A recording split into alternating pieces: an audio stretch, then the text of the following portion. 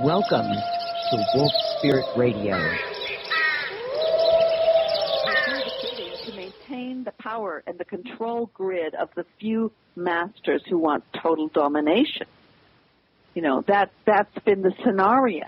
The thing is that they, in the moments, they have done, I think that they've surpassed their own agenda. They have so stripped the human, the richness, the beauty, the truth, the sensuality, the things that satisfy a human soul.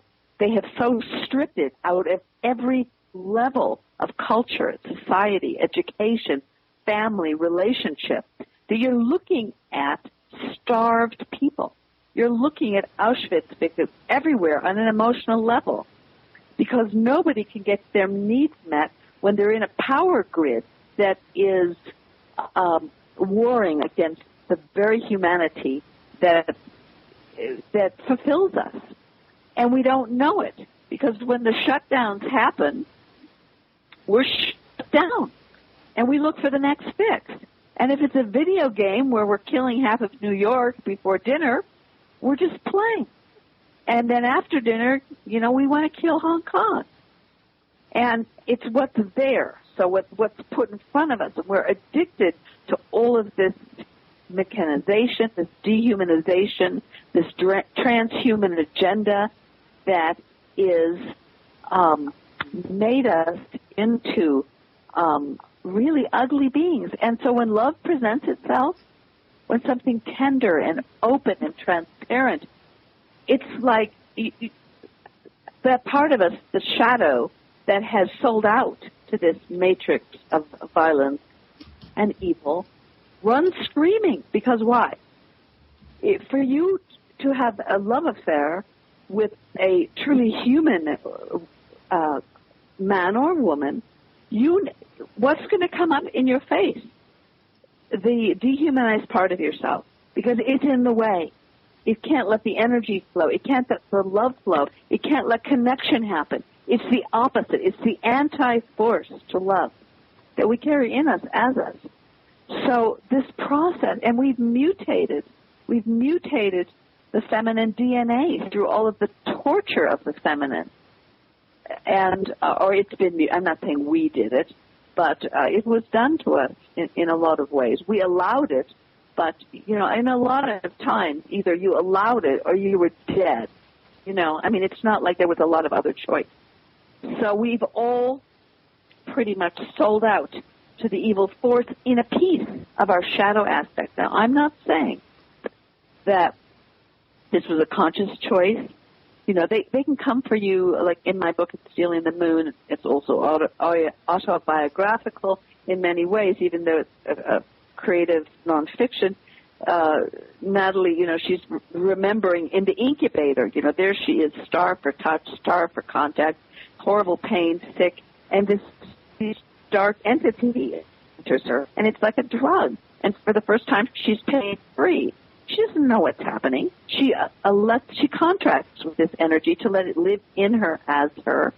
And so this being has its own agenda, and it's tied to the dark ones and the dark ones and the dark, who, through the synchronicities of everything that happens, use her ultimately, and there's more to it, ultimately as a weapon of destruction.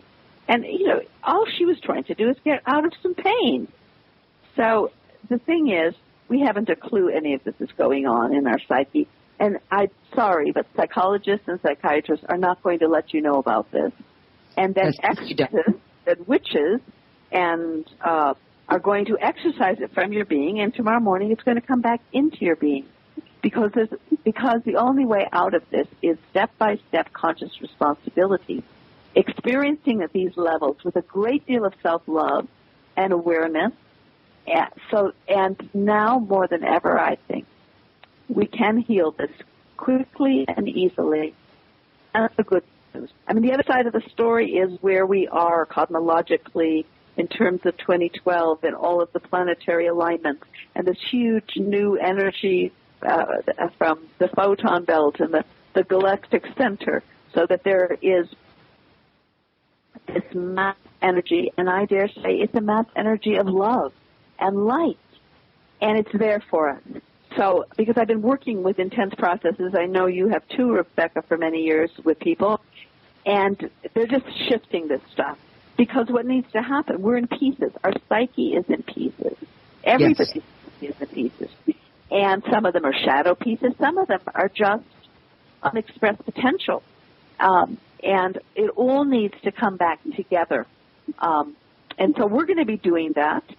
Rebecca and I are going to be launching a series of webinars that are going to be process-oriented, that are going to help you come online with where you're at and start making these kind of integrations, because there's no point in talking about this if we don't offer solutions. So we're going to do that.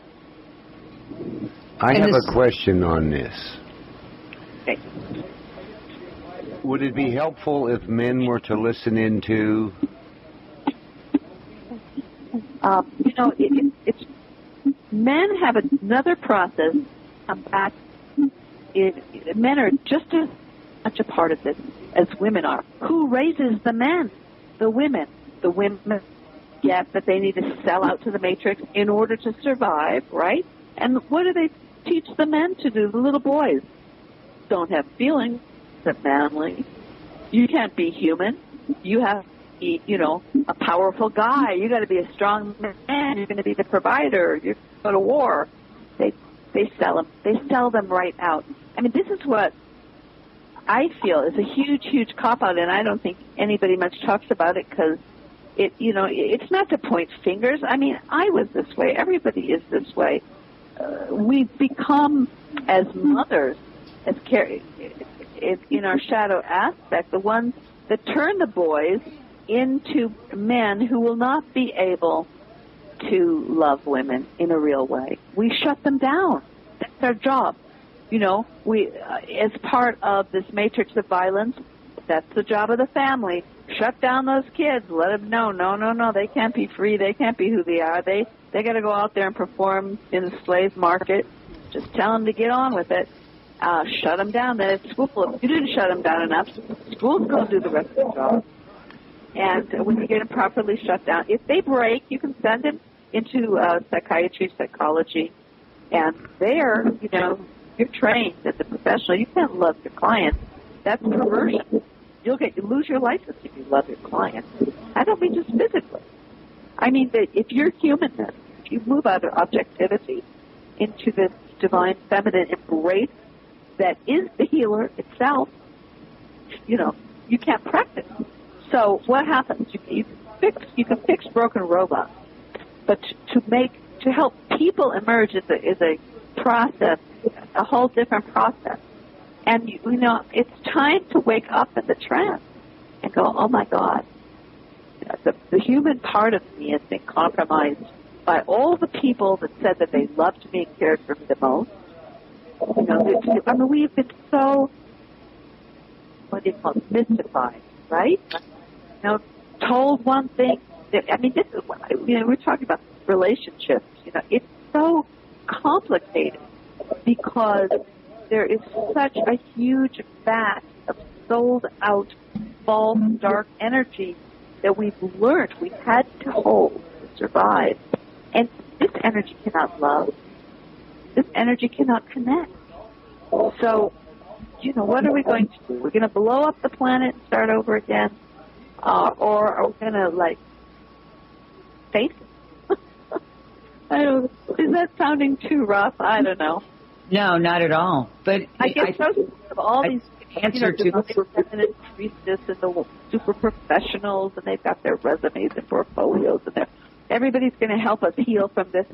But everyone's got a shadow. The divine feminine is not going to save the world without healing, thousands of years of patriarchal abuse. There is a stone cold, bitter, unmanifested.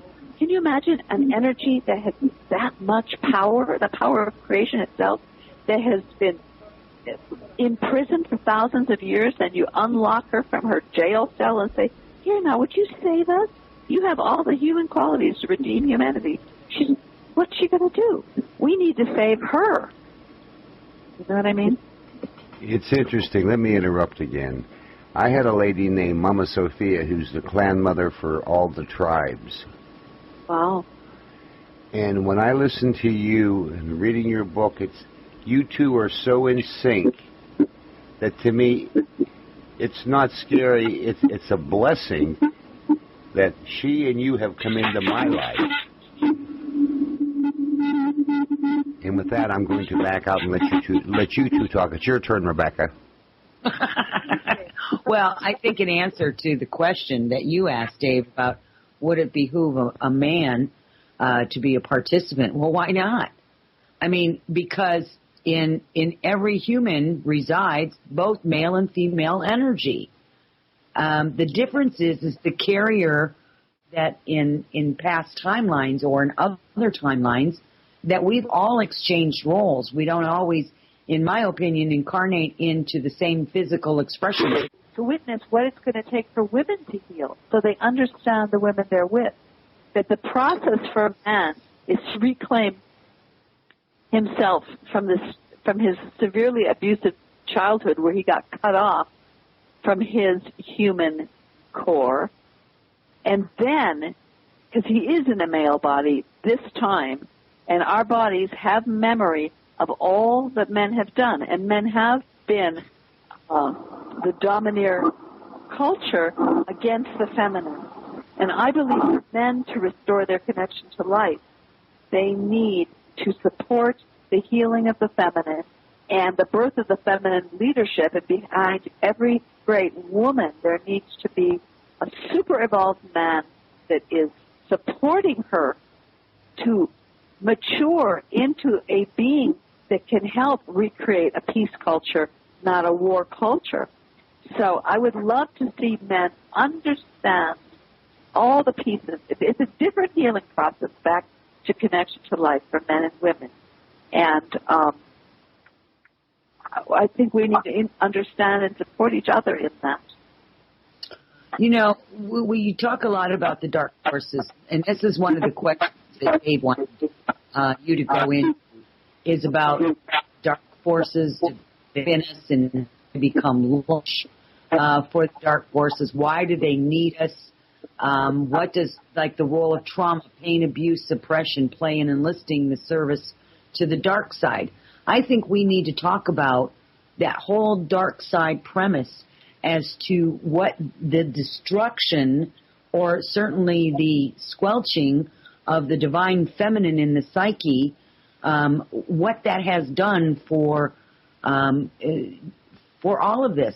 And there's a couple of other points before you get into that, Sienna, is that, you know, as we're looking at the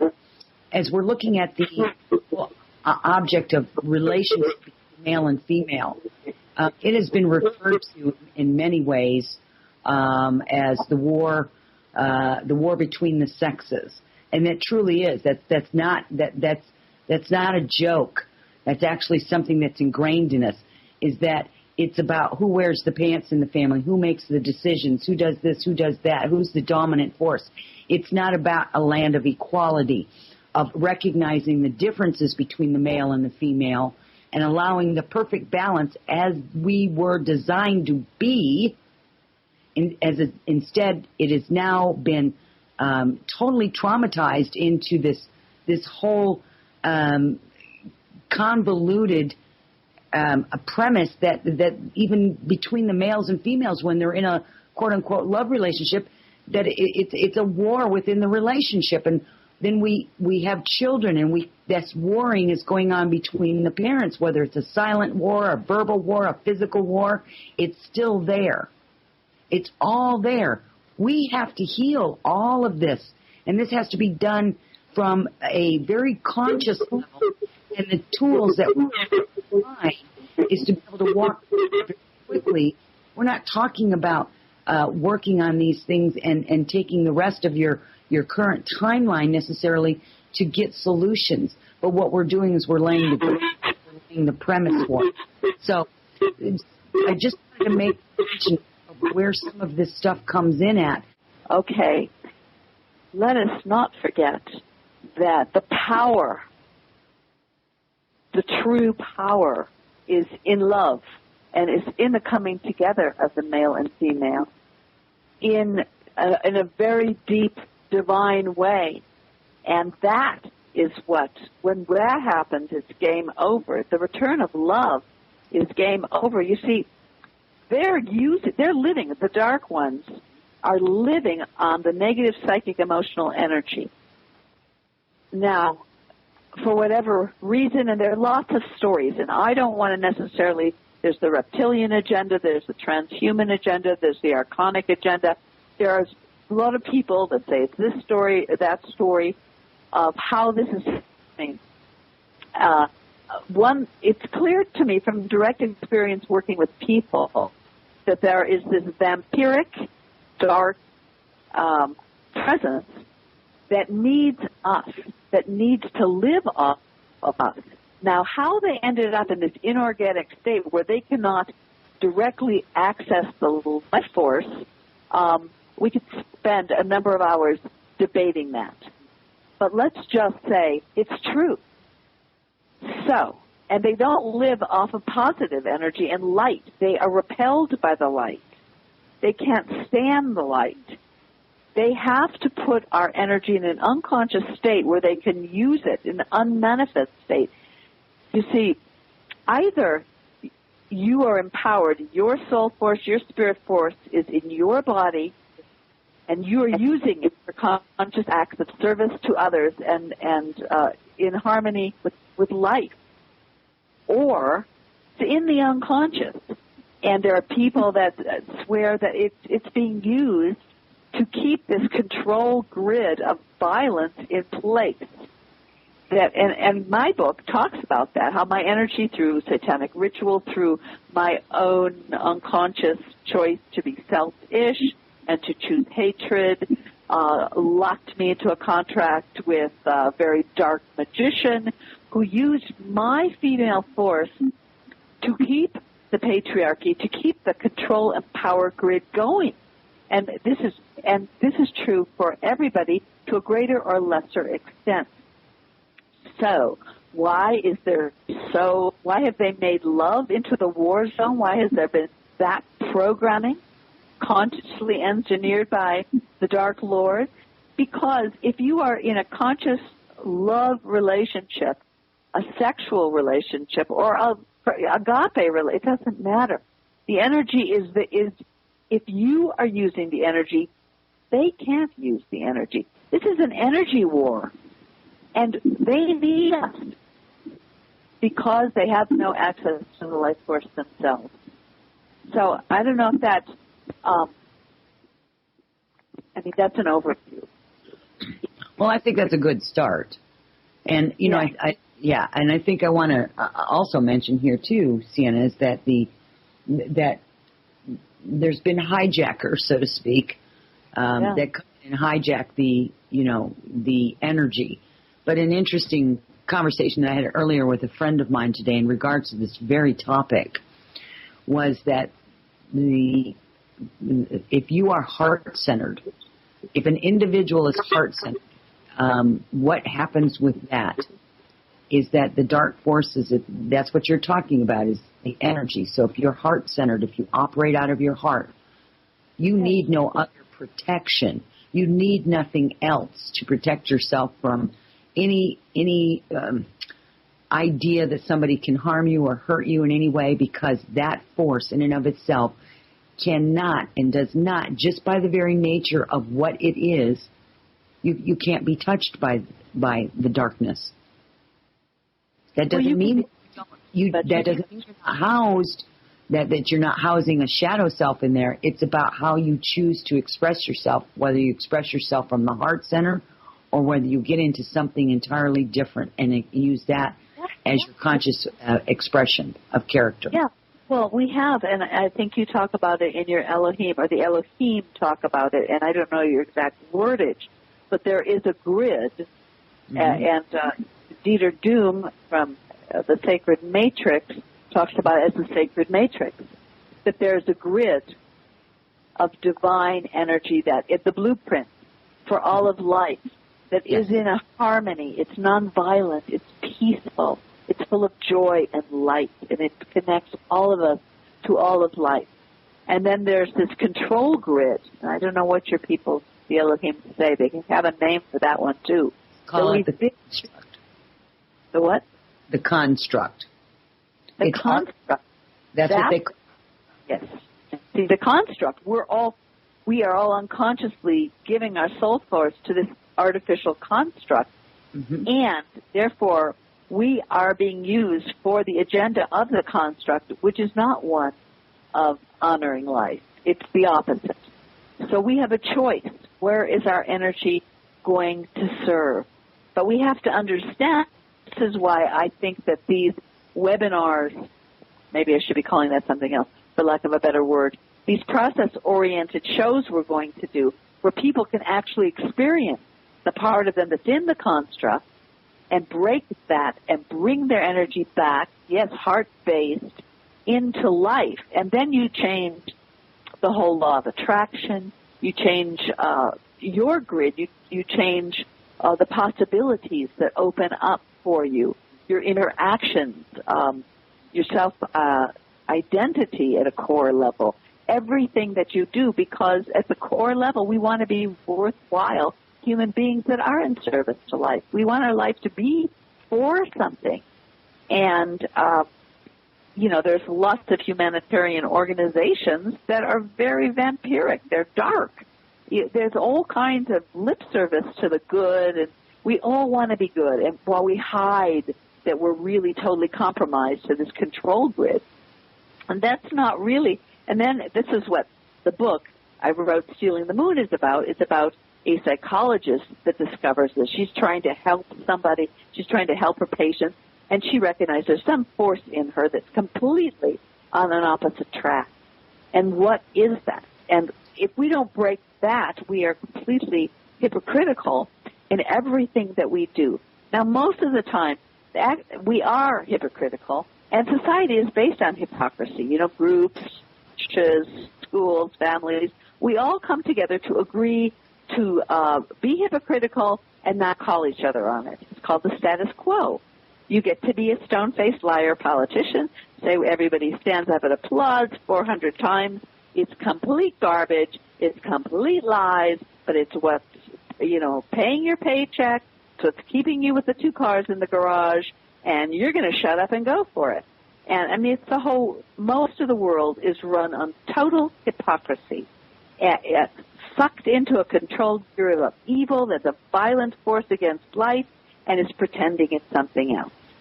Now, what we're wanting to do is, even if we can get just small groups of people who go, you know what, I am no longer going to be a part of that. I am going to be coherent. I'm going to understand what my shadow is. It's no longer going to be running those programs without my permission. It's going to get integrated into me. I am not going to be a part of the problem any longer. And it's easy to do. And this is what they don't want us to know. This is the biggest secret, is that you can break it now. And that's what we're going to attempt to do together on this show, is help people get the real tools to do that. And yes, we could sell it, in your usual capitalistic things. Now you pitch it, take our 20-day seminar. It's only going to cost you $1,000, and you're going to attract the man of your dream. You're going to lose 300 pounds, and you're going to, be making 6 figures. And why? Because nobody wants to deal with their shadow for the sake of life itself and for their own deepest integrity. But I don't buy that. I don't buy that people don't have any desire to really purify and transcend and birth a whole other existence. I think there are a lot of people out there that just have no support and no understanding of how could I possibly do that. Do you think so? And that's hypocrisy in its extreme right there. And we know there's so many people out there doing that. They say, let me bring the man of your dreams. Let me bring you the woman of your dreams, whatever they're peddling. In this case, for the women. Yeah, and they're bringing back the divine feminine. They're not doing any such thing. What they're doing is they're selling the same story. It's just packaged differently. They are part of that construct, the artificial construct, and that's what they're operating out of. They may be in their own consciousness thinking they're helping people, but they're not, because there's no healing here that is being done. Well, what's being done in those kinds of things is telling the same story in a different package. We're just, and we all are. I mean, it's all over. I mean, this is what was so refreshing about my dear friend and spiritual teacher. Her name was Aisha. She's on the other side now. She wasn't having it. I have to tell you, folks, it wasn't me that came up with this. I was total jive-ass girl. You know, I was hooked into my hypocrisy and defending it to the teeth. And this woman, for the sake of life itself, stuck with me, loved me, busted me, kept showing me the truth. I loved her because I thought she was the most gorgeous love goddess I've ever seen, and I hated her. And it's all in the book because it's a story of Shamora and Natalie. It was me and Aisha. And I did everything I could with all these ancient contracts to destroy her. And I wanted to destroy her because I didn't want to face this. It seemed so hard. Everything she said seemed to be ripping me of everything, all my comforts, all my comfort zone, everything that I held dear. Now, you know, now that I'm 120 years old and she's on the other side, I'm getting every day more and more of how grateful I am that she stood her ground. She stood there for the truth, and she didn't back down. And finally, and I was stubborn, I finally started to get it.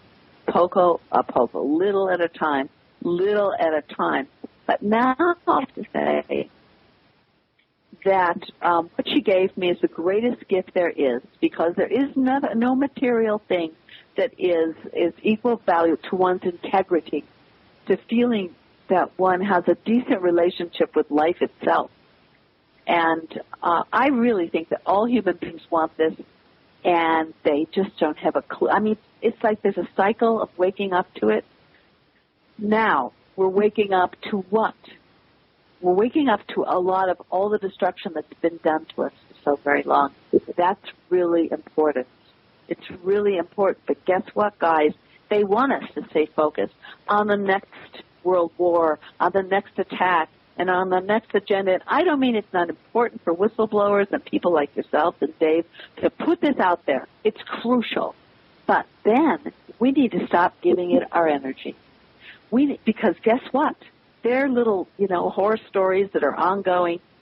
Is that the story we want to put our life force into anymore? We can make another story. Ever since October 29th, Kalaman thing, the end of the Mayan calendar, what that really is, in my opinion, was the end of life supporting this domineer culture story. They won't have any energy. They can get a scare, but they're impotent, old. I don't want to swear on the line, but they are. They've never had that energy. For eons, they've used our energy. We are what's happening here. We are the hot number, and we don't know it. We have gotten so broke down. We have such low self-esteem. That's been the programming to think we're nothing, to think we're powerless, and that's the big lie. So we need to develop these energetic tools, and I know there are other people on the planet doing it, but we're going to do it on these shows, and to re-empower, to bring this huge force of life back into people. And you can create new stories. You don't have to be hiding in bunkers waiting for the end of the world. I mean, it's nice to have your bunker planned and ready in case you have to run into it. Don't get me wrong. But once you get all that preparedness thing handled, go out there and be yourself and follow your own threads and make a new story on this planet. We can do it. We can. And through the course of this, we're going to bring more identifiers as to really where this stuff stems from, because it is very important to understand where all of this comes from, so you have a larger, greater picture of it for a better understanding. So then you pull that outer understanding into this inward understanding, and then you can begin to apply it. Beautifully said. And that's what needs to be done. We're going to go outward. We're going to bring it inward. Then we're going to show the tools. We're going to Because I had this epiphany. I'm sure many of you have too. Because I was a huge, alternative researcher. I spent probably thousands of hours in the last 10 years listening to people like Dave and many others on the internet, finding out all the agendas. And then finally, right around October, I got, you need to now stay informed. You don't turn any of that off. But you need now to create a new story on this planet. You need to shift. And it was a huge wake-up call, because to me it was really a spiritual mission to inform myself at that level and become prepared for what could potentially come down the line here. I mean, there's huge predictions about March, right? And, yes. And yes, of course. But I started to get, oh my God. Because I always wondered, why haven't they killed David Icke by now? Why is Alex Jones so ranting on, incredible researchers? I have great respect for these men. I love these men for what they've done. Don't get me wrong. But in some ways, the dark uses them because they are so brilliant. They get our attention, and we are constantly hearing about the problem. Not that David Icke doesn't talk about solution. He does. And he talks about identity. He talks about knowing who we are and all of this. It's tricky. It's not black or white. It's just they want us. These guys are saying, do you see how powerful the dark elite is? Do you see what they're doing? Do you see how they've got you? Do you know what I mean? It's a subtle thing, where, yes, we need to know. Bless these men for bringing this. They paid a huge price personally for bringing this. We love these men, and we need to be part of the solution now. We really need to create something different, and we need to start moment by moment with our own energy, disengaging from this, what do you call it, the grid? Construct, excuse me, I'm going to get that. We need to disengage on a very deep and profound level from the construct. And that is the work that we will do together on the air. I know I'm ranting and carrying on here and we're giving big overviews and general statements, and that can be discouraging in some ways. If someone's really interested, they go, but how the heck would I do that? So we want to address real solution for each and every one of you that has genuine interest. And so we're going to have to get to the specifics as you were speaking, Rebecca, here quite soon, and we're going to. Right, and we've got to lay some groundwork. I mean, with any new thing, it's not about over-inundating people with this constant stream of just babble. We have, both of us have very unique, different ways of tools to bring forward. And not only are we doing some of this on the air during some of the shows, again, it'll be simulcast here on Wolf Spirit Radio as well as Freedom Slips during my weekly show. That's 2 to 3 p.m. Central Time, Monday through Friday. Our goal is to have Sienna on a couple of days a week. It's kind of going to be an ongoing story, so to speak. We're also then going to be presenting other time frames in which people can sign up, and we're going to be doing these events, these workshops. I prefer to call them workshops because we're all going to be working in it together. And this is where the real solutions individually are going to come. But here's what we're trying to do with laying the groundwork. The groundwork is so that somewhere in the course of this conversations that we're having, this dialogue that we're having, it's going to spark that understanding of, yes, that's something that I absolutely understand from that viewpoint. Because we can say the same thing 100 different ways, but it may take 101 different ways before somebody goes, oh, now I get it. Now I understand. You talked about your stubbornness. That was my nickname when I was a kid, was stubborn, right? Understood. And that is because it's the same thing going on with everyone else, is that the status quo, we may not like it, but we do know how to operate in it, even if how we operate in it is not self-serving, nor does it serve anyone else. It really can be this vicious cycle, and that's what we're trying to do, is to really ingrain that we're all caught in this cycle. Let go of the box, let go of the old paradigm, and just for a moment entertain this other aspect here. because what we're telling you is actually very logical and reasonable. It's not far-fetched. It's not so out there that people can't, if they look at the greater picture. Here we go. Yeah, they're not liking that one. Yeah, we've got that. So, forgive us, people, there are definitely interferences when you hit certain levels of transparency and truth, but persevere. Yeah. We'll get it back. We're gonna get through it. Sienna Lea's trying to get her message out, and she's being cut down. I'm sorry. In about 40 seconds, we're going to take a break. Okay. And then I'm going to set this call back up with you two while I play something called Mozart's Piano Concerto. Bless your heart. Thank you so much for holding the space for these two women to do this.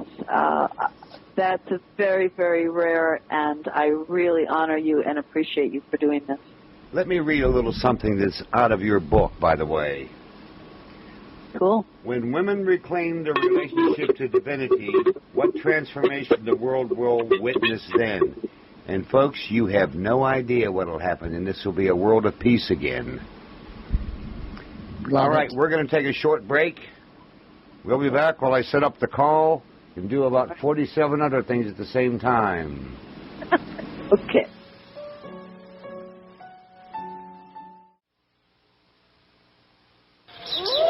Welcome to Wolf Spirit Radio.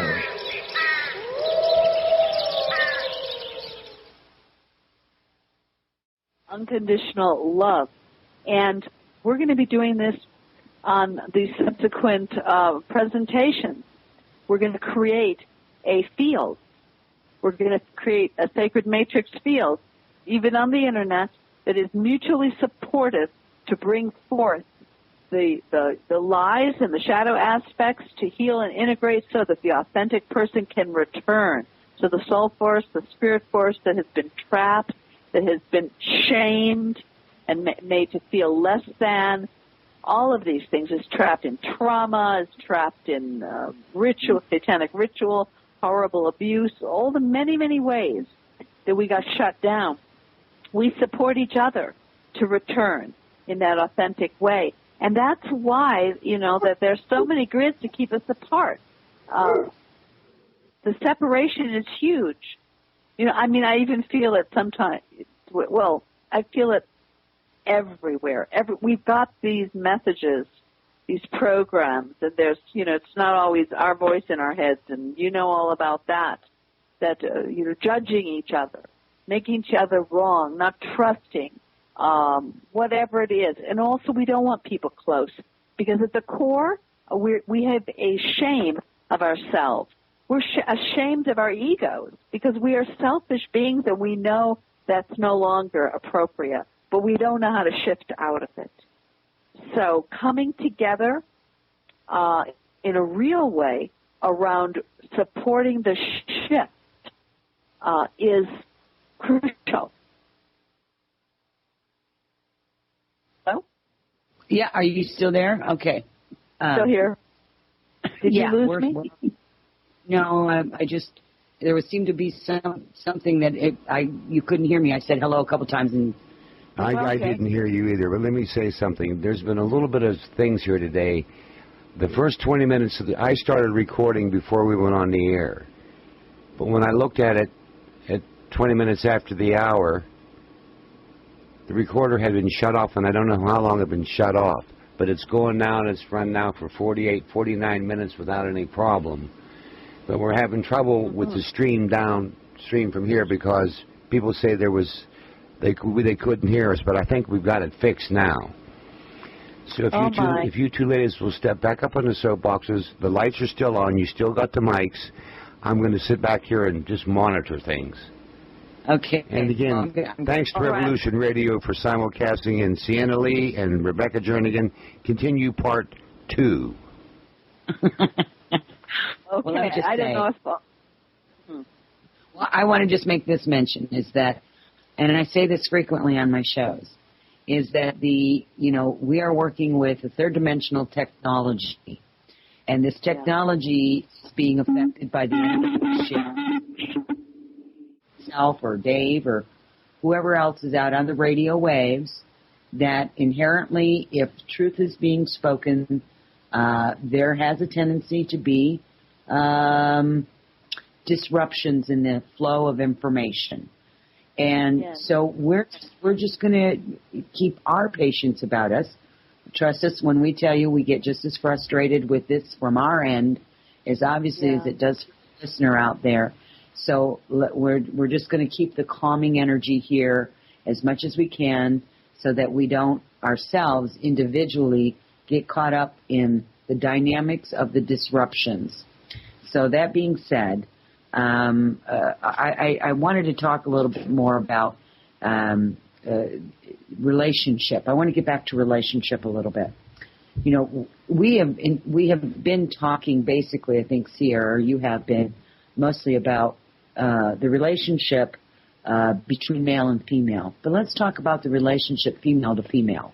I think this is something that most women don't like to talk about because, again, they're caught in this shame, this guilt, this feeling of whatever, right? But for women who are strong-willed women, they're strong-minded, they don't have a hidden secret agenda. They've maybe worked on their own insecurity issues, their own. Can you hear me at all? Okay. The feeling of competition. Yes. Go ahead. Yeah, the feeling of competition. That's been a pretty nefarious dynamic that has been thrown into the mix of this. And I've said this for many years. We're all competing on the meat market to find us a man, right? Yeah. And we are dividing that energy so we're more attractive. We're hotter, and we get to get us one.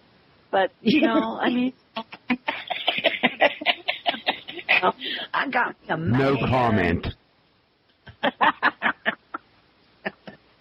It was totally cool to have one around. Don't get me wrong. I love men. Oh, but I do too. I love them very much.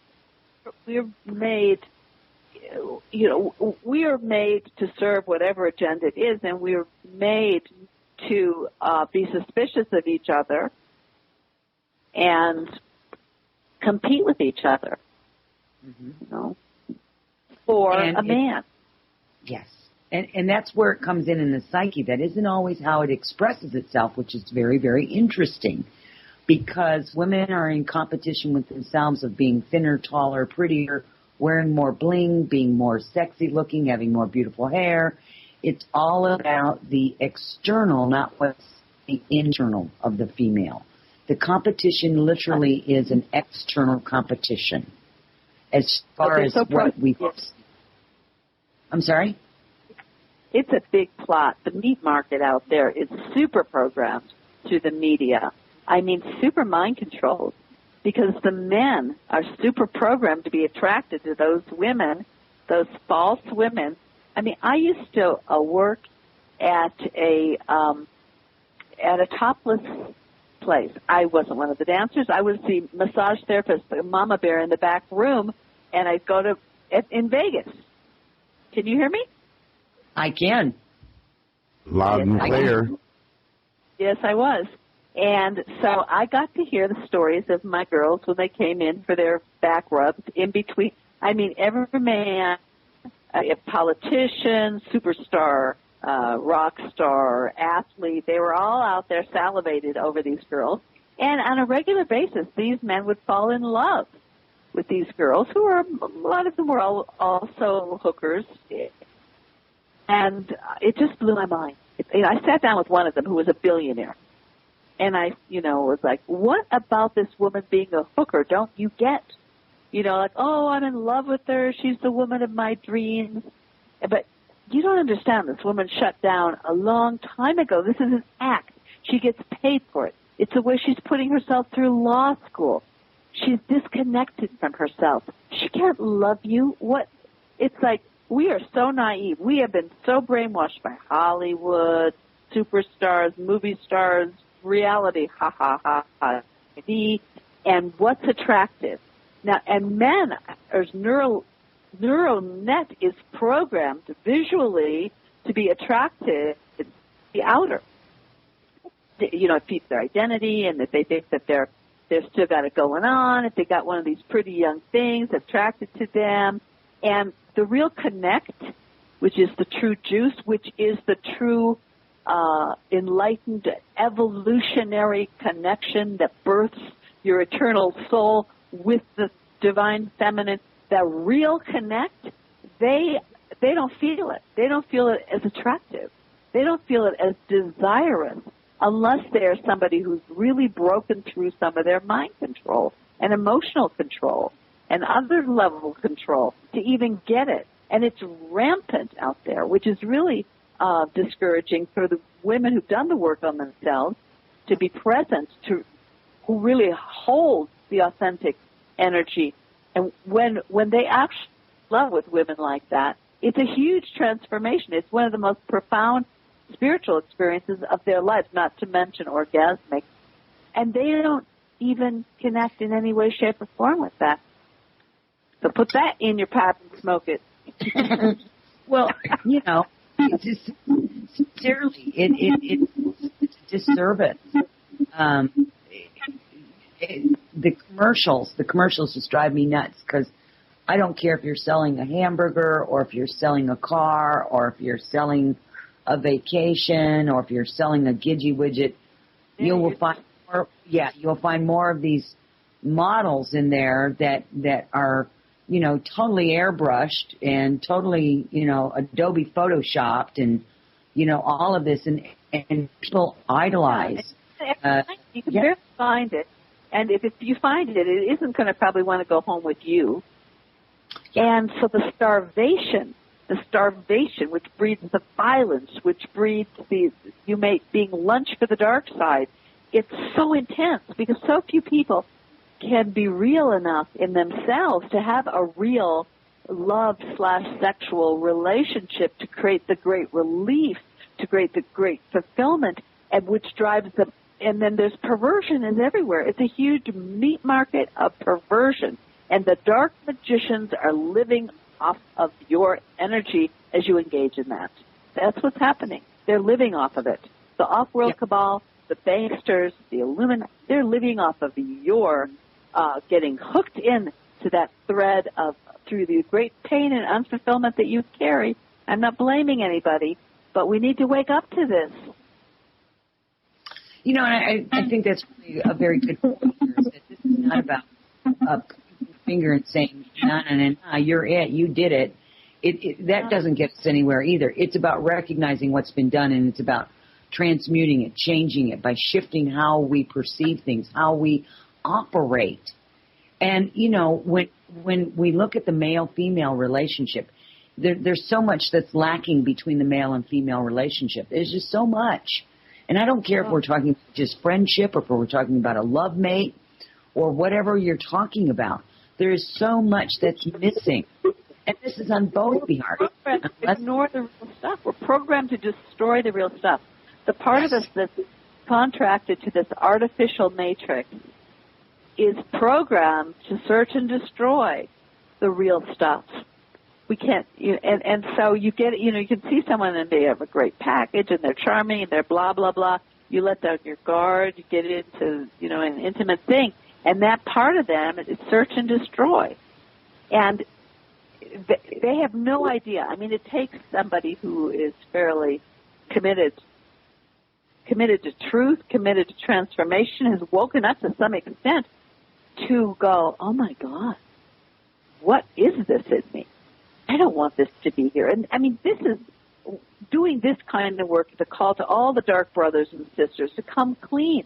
We're not judging anybody. I'm a dark sister. I'm a recovering dark sister. That's who I am. This is Confessions of a Dark Sister. That's what this is. I've had to love myself knowing that I have perpetrated horrible evil on this planet.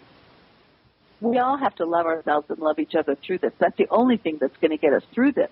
But we also have to, stand up at the AA meeting and go, I'm a dark sister. When somebody loves me, I want to hurt them. I get joy out of destructive energy. All these things, and there's nowhere to go with this. Where do you go with any of this? I know that there are women and men out there. Well, God, Dave, you were one of them. That's why you resonate with this. Who, woke up somewhere in the middle of the night there and go, I'm an agent of destruction. What do I do with this? I think it's a really good point. And here's the thing that's the most important is to not beat yourself up because you recognize what you have been, because you were part of the whole matrix construct thing. And when you wake up, it means that you've broken through somewhere. Something within you has broken through that. That's like our conversation that we had. Boy, that just kills you, doesn't it? What happens is they're doubling, Sienna Lea, what they're doing is they're doubling their stream back into you. Yeah. And you're being intentionally messed with. So folks out there in the audio audience, I mean the radio audience, it's not her fault. It's not her setup.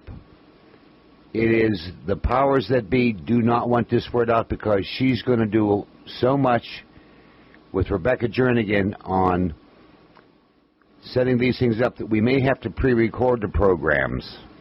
That's the point. You know what? We'll get it figured out. Where there's a will, there's a way. We will make this better. And I will do anything I can to help both of you.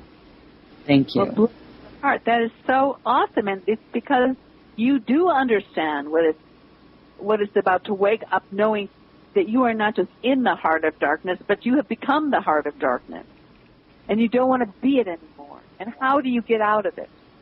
I mean, somewhere that information needs to present itself, and bless both of you for being brave enough to bring that forward. I'd like to read something that Anonymous put in the chat room that I think is absolutely applicable. True that men are attracted to the bombshells, but all too often afraid to approach them. There needs to be not one but three essentials of physical, intellectual, and emotional phases for a relationship to work. It's not... Come on, computer, cool down here. It is not about pretty. Listening is an art that's much more needed, especially by the women, to know what's beneath the skin. So true. Listen, we haven't even talked about what's in the woman's psyche. And can I do this right now, sure. Rebecca? Okay. Love it. Let me add one thing before we get started. Sure. Inside every person there's at least three mental bodies: the adult, the parent, and the child. Mm-hmm. When you can pull that child up and look at that child and tell that child, you're not playing in my life no more unless I let you out. Mm-hmm. That is the first step. When that child can tell you everything they experience, and that's exactly what your book is about, Sienna Lea. And again, I've opened a door. Ladies, take it because I'm backing out. Okay, good. Here's the thing, and I want to address Anonymous. Yeah, women carry a lot of shadow. There's been a war against the feminine. If you don't know about it, read on it. Read around the Holocaust against the feminine. It's in the cellular memory of every woman. And women have also, unfortunately, I find it so much in South America, these women are impoverished, right? And a lot of these gringo guys want to come down and find these beautiful dark women, and they are gorgeous. But these women are very closed. They've been under Catholicism forever.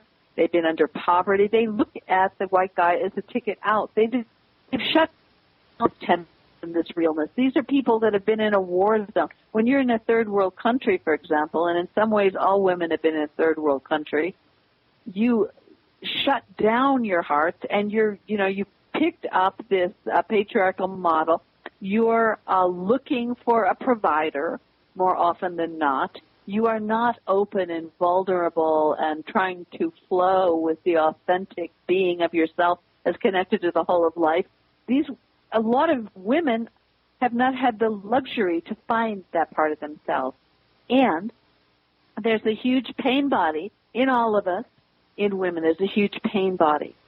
So a lot of times women are very materialistic. They're looking for a provider.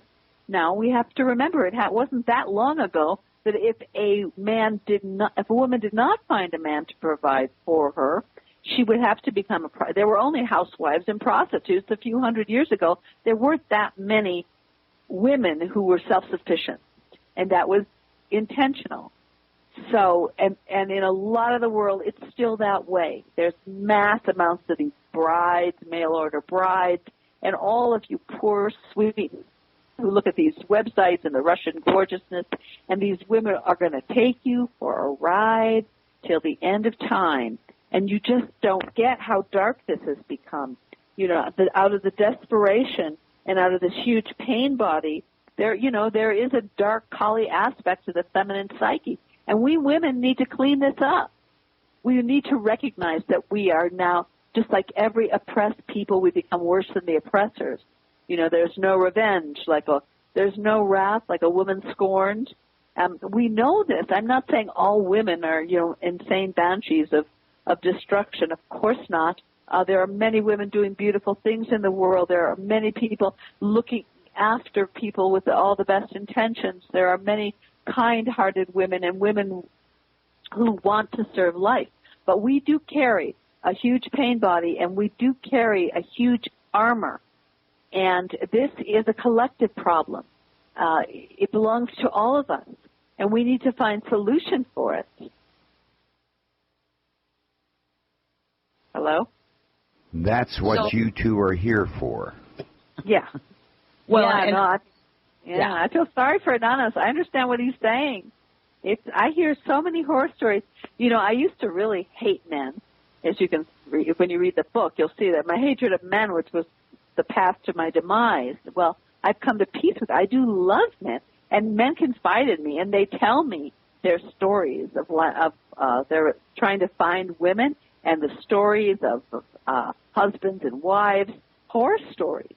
And mainly, and now it's a lot of it is reversed, where the man is more open and vulnerable, and the woman is the one that is just won't do the therapy. And these are things you don't hear. You always hear it's the woman who wants relationship. It's the woman who's open. It's the man who isn't. But you know what? I don't think that's true. I don't either. The shadow is deep in the feminine, and no one addresses it because it's so politically incorrect. It's like, talking about the shadow of the black people, the shadow of the indigenous. I mean, we've already tormented these people. We don't dare say that they're carrying a huge dark shadow in reaction to but they are. And I'm finding that also down here in South. I mean, they're beautiful, heart-based people who understand community far more than we do. But they have a deep shadow. I mean, their whole culture was destroyed from them. They lost their connection, their shamanistic links for the most part. They have a dark connection to the dark side, as women do now, big time. Oh God, somebody. No, you're absolutely right though on all of that, Sienna. What? You can hear me, right? Yeah, now I can. Okay, I don't know why, because I'm sitting here and I've been interjecting. I'm not sure what's going on. I haven't heard a word you said That's okay. That's okay. But it's true. It's true. We these, and I really appreciated Anonymous's correlation. One thing that I would add to that, what's missing is there's also a spiritual side. There is an energetic, a spiritual connection too that also needs to take place. Besides the other three aspects, we also need to bring the spirit in there, the soul, if you will, of the individual. And so, these processes that we've been talking about, I guess not processes, but this understanding of the different ways that this darkness shows up, and in cultures, in females, in third world countries, in modern, quote unquote, modern America, it is a travesty to all of humanity that we're all feeding the dark side, whether we really, really want to acknowledge that or not. And once we acknowledge that our actions, though may be well-intended, we're still doing the bidding, that's when we need to step out and we need to go, okay, how do I get out of this spider web that I have helped to create? Because individually, once we begin the process, then that's how we go outwards, and that's how we start building community. And I also wanted to address the idea of community. Community is about your next-door neighbors or those who live in your town or your village. But we're also creating community literally worldwide, where none of us are literally sitting in each other's back doors or backyards. Dave is in Nevada. I'm in Kansas City. You're in Ecuador. We have a lovely gentleman who is also part of Wolf Spirit, who is in Scotland. We have another lovely lady who's in Canada. We've got some other people that are scattered about the United States. This is all about community. Community is built by reaching out and not being afraid to be your authentic self and saying, look, I've got this that I've recognized, and I need to figure out how to get past it so that I'm no longer in that space. I'm no longer serving at least that one little thread of the darkness, not only for but for individually, and that reaches out into the community, the collective. Well, yeah, because what's been there for us through thick or thin? Machines, television, whatever you can buy. What's been there are tools of darkness. Tools of the dark grid are what are there for you. You can eat it. You can take the drug. You can go to the movie. It's all there for you. What's not there for you? Support to get out of it. That's the community we need. We need that life support system to get out of it, because it's a rough ride. I mean, come on, And when you break your contract with the dark side, stuff happens. Okay, you're experiencing it right here with the radio show, but other stuff happens. They come and they threaten you through the channels, through all the people that have their contracts with the dark side. They get in your face. Suddenly your bank account doesn't work, or whatever it is. It can be big, little, but there's a price to pay for consciousness. But the price to pay to be a part of what they are is the price of selling your soul to the darkness. And we don't have easy choices, frankly. I know the love and lighters. We're ascending and everything's going to be peachy keen and just, connect with God and be positive and visualize everything you want, and the universe loves you so much it's just going to give it to you on a silver platter. Give me a break. Actually, a lot of that's true.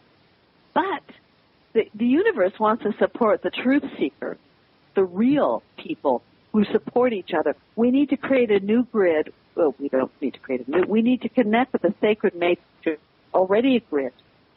And, for example, there is a community that I adore. It's called Tamara.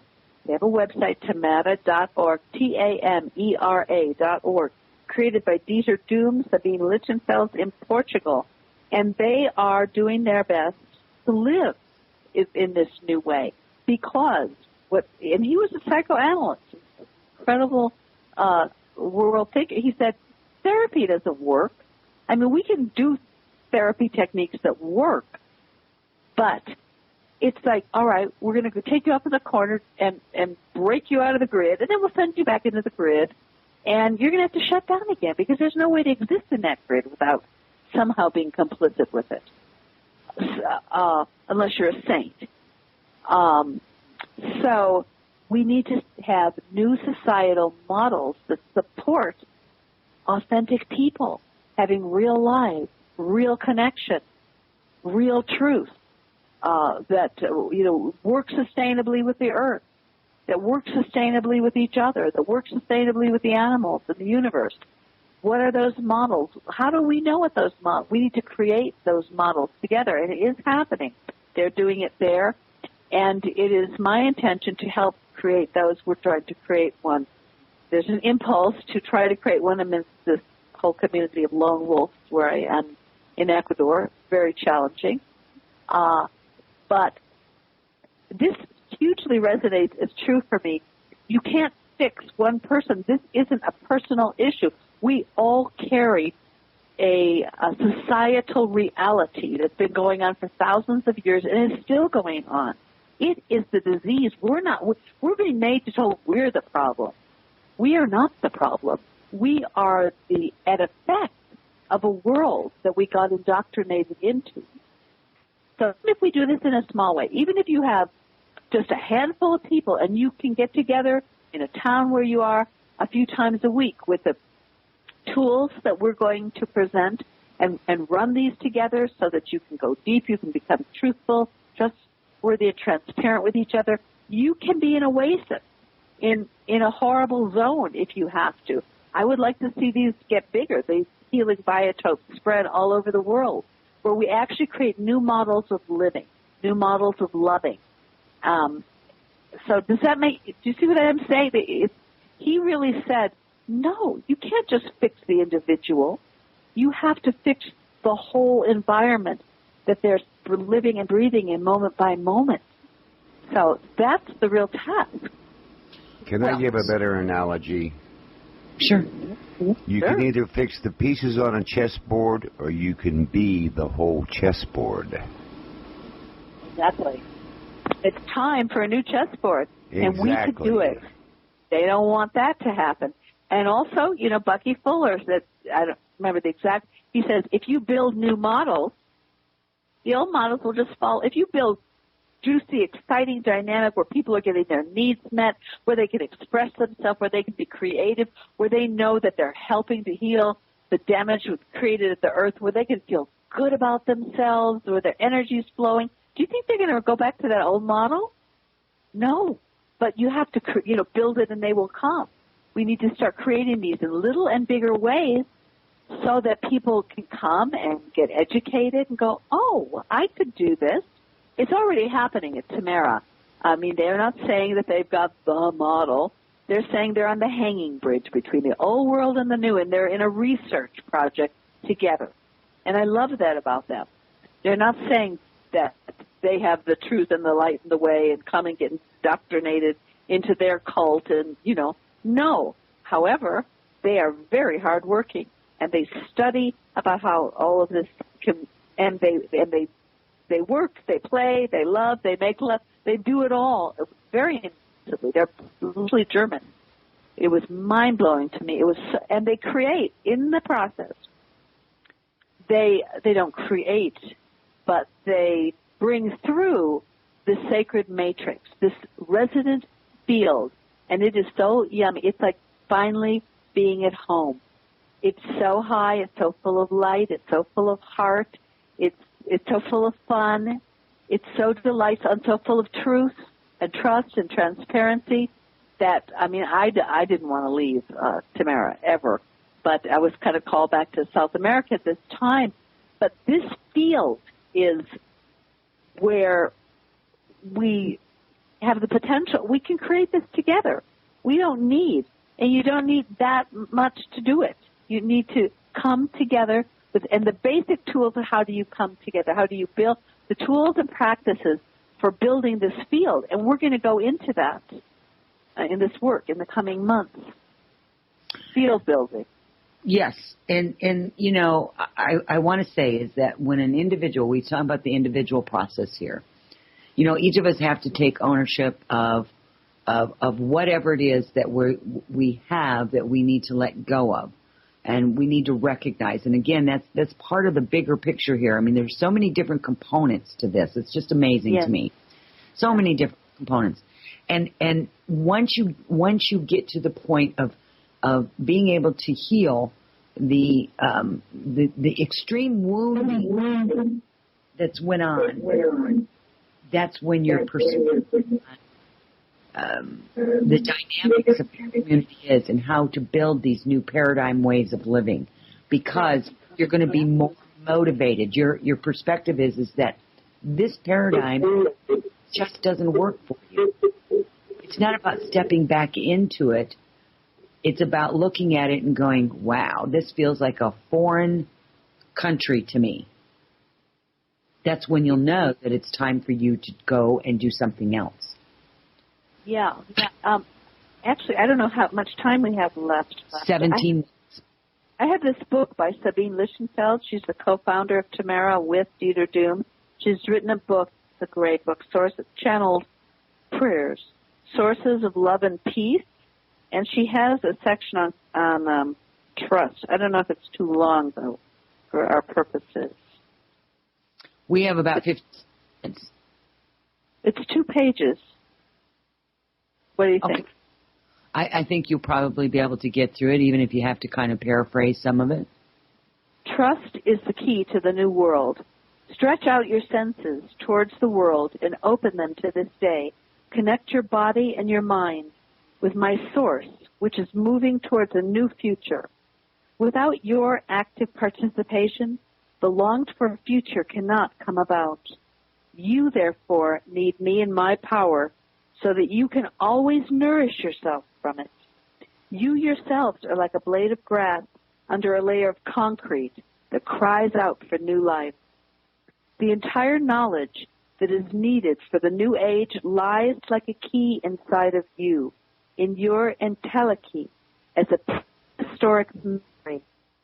This source lies within you, and it is inexhaustible. But as long as it remains forgotten, it can unfold only a little. It cannot take effect fully in you until you have found a deep trust in its effectiveness again. Maybe that's enough, really. She talks about, shall I read on here? What do you think? It's beautiful. So, I mean, we're down to a little bit of time. So I don't know what else you want to say before we go today, whether you want to continue on for a little bit and then wrap some things up. I just love this. I love to leave people with this. I mean, we've talked about all this horrible darkness. I'd like to leave them with this. The source lies within you, and it is inexhaustible. It is only in a state of full trust that this source can be seen in its entirety. Rebuilding trust is the key for the emergence of a peaceful world. Okay. That's pretty much it. And how do we build trust again? The divine source needs the full power of your trust so that you focus on and follow the simplest and truest values of life and love.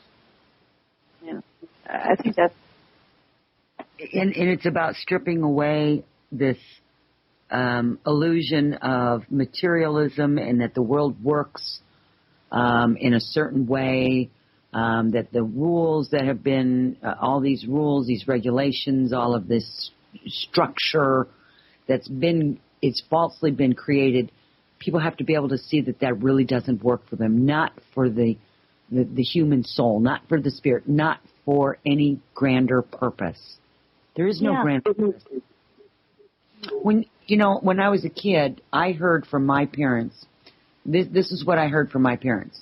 Well, you're born, you grow up, you pay taxes, and then you die. That was the life cycle of the human. Yes. Wow.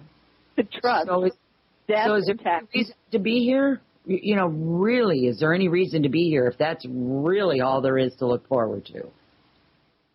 No. And it was my great understanding when I heard that, and I went, no, I'm not thinking that's really it, but okay. But that was their perspective. Yeah. It's the joy. Living through the Depression, my parents lived through the Great Depression. They just wanted, to hide in the suburbs and it just survived. I mean, they had no spiritual basis whatsoever. And, of course, I really hated that. But, I mean, they got so shut down. They were so traumatized by the amount of torture that they survived, as so many people are. This is why places where people can relax, where they know you are genuine, you're not trying to work them at the back end for their buck, that you're really there for this change, and that they have that kind of home allows a new possibility. I don't know what else can do that in where we are in this dimension. I don't either. You know, I'm sitting here thinking about it, and, you know, I try to go through every one of my days, Sienna, and I try to carve out a space, a portion, a time space, whatever you want to call it, of which I find laughter, joy, bliss, a blessing, something that elicits a positive response that I can connect to with my heart. And I truly do work on that consciously every day, is to try to find that space. Can do that. Everyone listening can do that. And we really need to do it. I mean, I know people are losing their homes. They don't, you know, the economy is unbelievable. And the tornadoes that just tore through the halls. I mean, the level of stress that people are faced with is just so huge that if you can carve out, just as you said, that was beautifully said, Rebecca, we have to do that. We have to find the joy in life. We have to laugh. We have to have some fun. We have to tell people we love them, and even if it's a little bit of the day. Absolutely. And remind each other. Remind each mother, did you do that today? Yeah, exactly. And, you know, laugh with someone.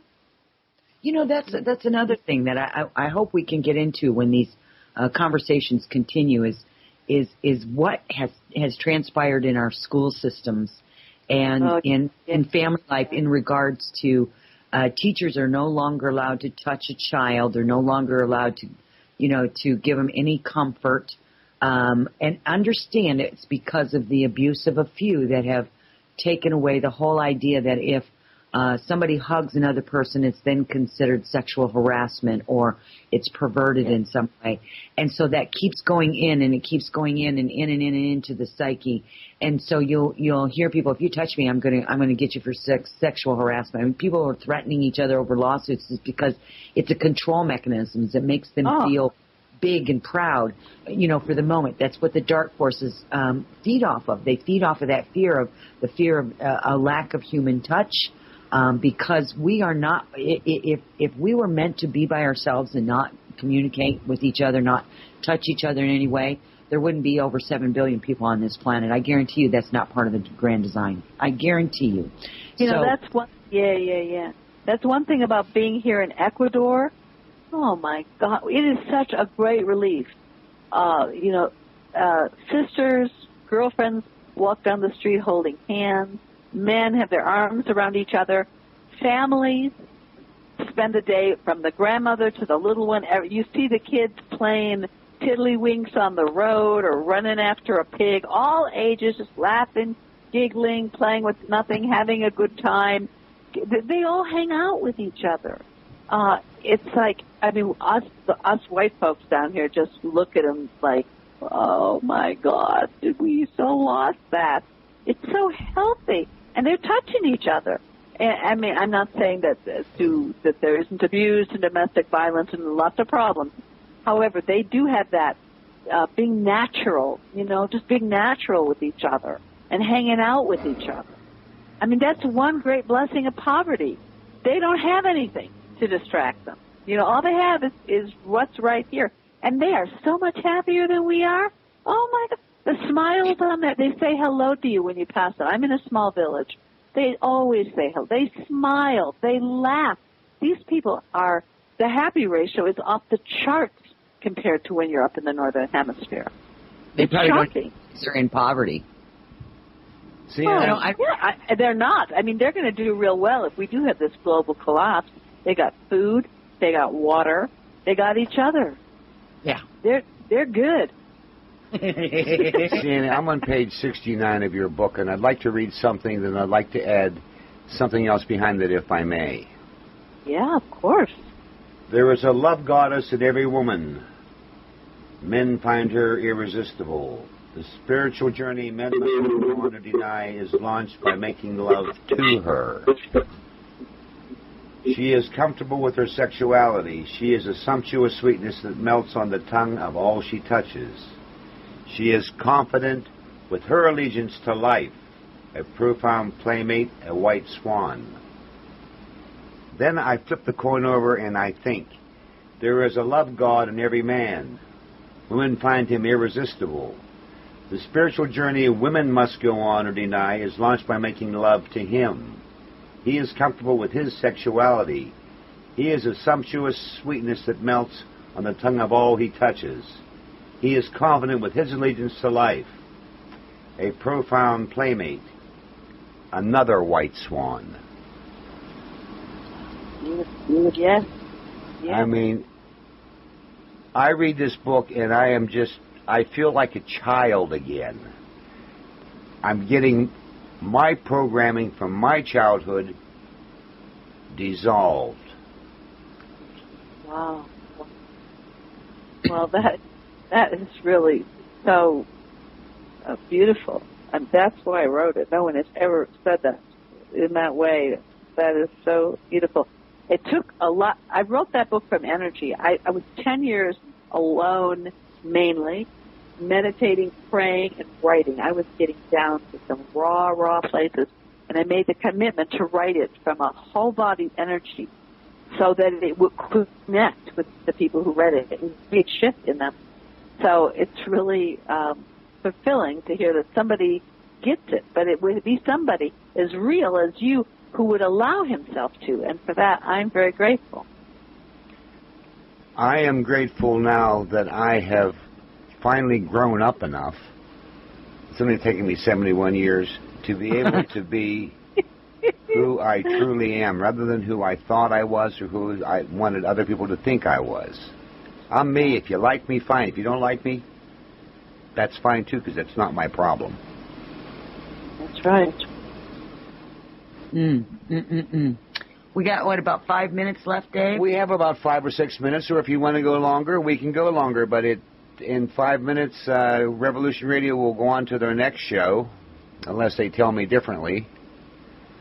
Well, I think they do have another show coming on after this, but I do know that Sienna also has some commitments that she would like to honor after the show today. So she would love to be going on in our valley, actually. We're having a bicultural event where the Ecuadorians and the Gringo community are sharing understanding of GMO seeds, and they're having a potluck together. And it's not that often that we get cultural integration here. So I really want to show up in support of that. And I'm already about an hour late for it. I'm totally happy to be here with y'all, but I do want to show up in support of that. And I think as well you should. But I'd like to make another little statement here. I have a guest who's going to be on my show later on this month. It's Charles James Hall and his wife Maria Teresa. And they want to have a potluck get-together down in Las Vegas at a time and date to be set later on. If anyone listening to my show is interested in attending this Bring Something to Eat potluck with Charles James Hall and Marisa Teresa, please notify me at pigradio2 at air-internet.com. And you can find that email on contacts here on Wolf Spirit Radio. And I'm going to take 1 minute and say thank you, too, from the bottom of my heart. And you can bet your bippy I'm going to be there when you have these sessions. And every time you interview, and I'd like to have you back again probably in about a month, Sienna. That would be great. I love it. And on that note, I'm just going to turn my mic off and listen to you two finish this thing. Okay. I think he turned the mic off too soon because we didn't hear him. What do we got here? About 3 minutes left, Dave? Yeah. Okay. So, Sienna, first of all, I'm really want to say to you on the air here how very excited and thrilled I am to be a part of this movement. Hopefully that it will have far-reaching results for all the individuals. I hope that we've touched some people here today. There's so many topics to go down, and I do promise people that we're going to get more deep into each of the individual topics as we go along. Again, we'll be hosting and facilitating some workshops and things like that. I'm thrilled to be here with you, Sienna. Thank you so much. It's just very nice to share time and space with you.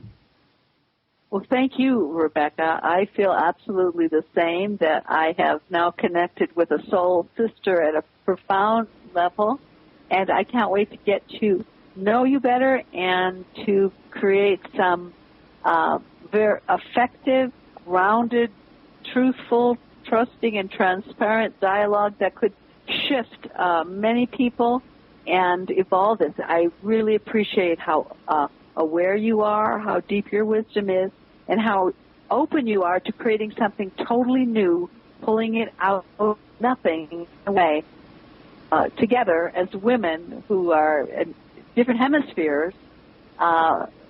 So I have to show deep appreciation for your bravery, for holding the space with what you've created all these years on the radio to allow me to have this entrance into a voice into the collective. And so I just want to send my love to you. Stay safe up there. And where you're at. Have some fun. Yes, I'm sitting here in a coffee grove in Ecuador. Oh my gosh! I'm telling you, I'm going to get in somebody's suitcase, and you'll find me on your doorstep, because I'll be down there harvesting. Huge healing. It's a huge healing to get out of Northern Hemisphere and learn from these people and be with the earth down here. It's wonderful, and I would like to make a space for that to happen. It'd be great. So for everyone listening, please stay tuned for Wolf Spirit at wolfspiritradio.com for some additional programming.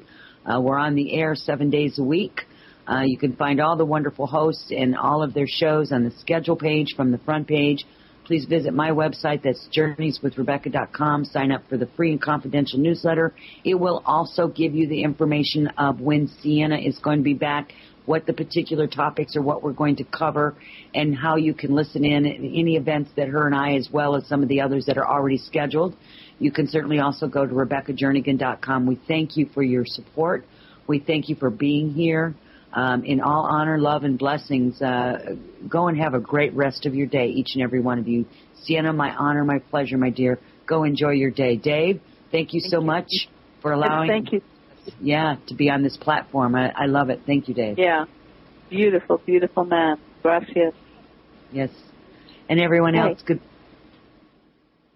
Well, when do you two finish what you're saying? Did we finish? Are we done? Are we done? Not yet. I just want to say this. I think I forgot to mention this, but that get-together the potluck will be held down at Tahiti Village in Las Vegas, Nevada, and I'll put more information on that out on the website and on the email that I put out each week. Sometimes 4 or 5 or 6 a day. And Sienna, I'm glad you liked that little thing I sent you the other day. Oh, it's great. I loved it. Folks, this has been another exciting trip with Wolf Spirit Radio with Sienna Lea and Rebecca Jernigan. And again, I apologize, but I don't know what happened to the recorder, but it hasn't missed the last hour and 39 minutes. We lost 20 minutes of the show, but things happen at times that we have no control over, because I watched it and it was recording and the red light on it showed it was recording, but the numbers weren't moving. So anyways, folks, until next time, bye-bye.